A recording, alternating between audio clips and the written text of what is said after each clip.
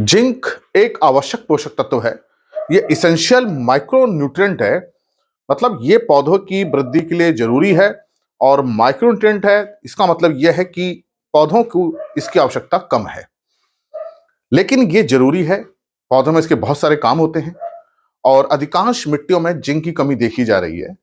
और जो गेहूं की फसल है, इसमें जिंक का बहुत महत्वपूर्ण कार्य होता है। और जिंक की कमी से गेहूं की बढ़वार रुक जाती है और उतनी अच्छी उपज नहीं हो पाती।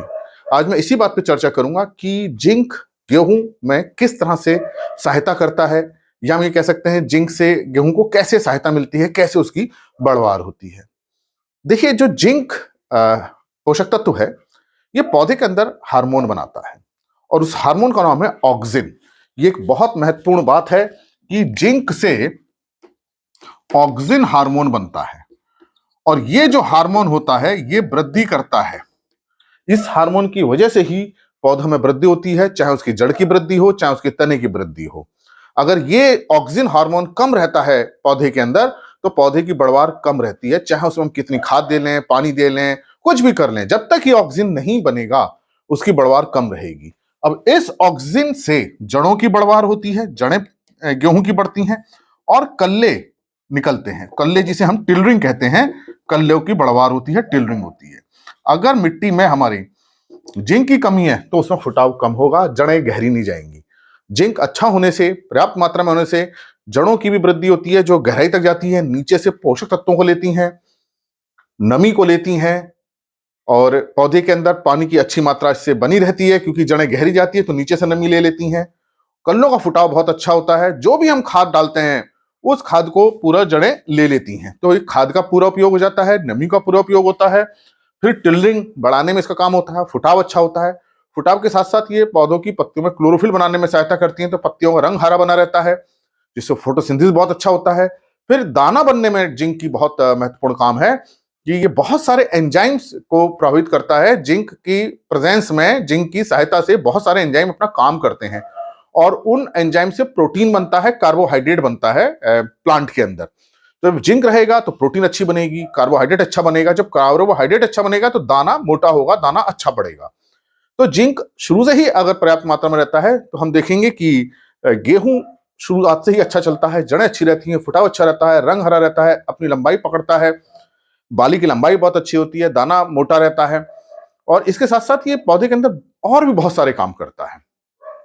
तो गेहूं में स्पेशली इसका जो फायदा हमें देखने को मिलता है, टिलरिंग में, फुटाव होने में, जड़ों का गहरा होने में, दाने का मोटा होने में और पत्तियों का रंग हरा रखने में इसका बहुत महत्वपूर्ण काम है।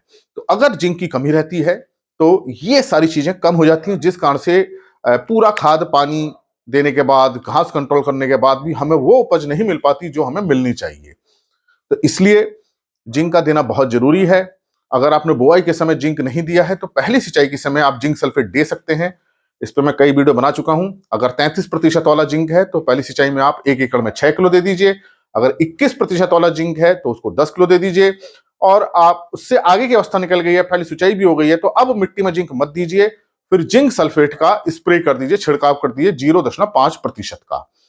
तो अगर पहली सिंचाई का समय निकल चुका है, पहली सिंचाई हो चुकी है, आप खाद दे चुके हैं और गेहूं आगे बढ़ रहा है और जिंक की आपको कमी देखने को मिल रही है, फुटाव नहीं हो पा रहा है, तो वहां जिंक सल्फेट का 0.5% का छिड़काव कीजिए। 0.5% का मतलब यह है कि आपको 1 लीटर में 5 ग्राम जिंक घोलना है, मतलब 100 लीटर में 500 ग्राम, आधा किलो। तो आधा किलो जिंक सल्फेट 100 लीटर पानी में आप घोल के छिड़काव करेंगे तो वो 0.5% का बिलियन बनेगा। उसका छिड़काव कर दीजिए तो अब इसकी पूर्ति होगी। तो इस बात का आप ध्यान रखिए कि अपनी मिट्टी की हमें जांच करानी बहुत जरूरी है। जिंक के अलावा और भी बहुत सारे पोषक तत्व हैं जो वीट की और दूसरे फसलों की बढ़वार में सहायता करते हैं। कॉपर है, आयरन है, मैग्नीज है, सल्फर है। इसलिए मिट्टी की जांच कराना बहुत जरूरी है ताकि ये पता रहे कि हमारी मिट्टी में कौन से तत्व की कमी है और उसके अनुसार वो खाद दें। लेकिन फिलहाल जिंक की कमी बहुत देखी जा रही है, इसलिए जिंक सल्फेट के प्रयोग पे बहुत विशेष रूप से ध्यान रखिए।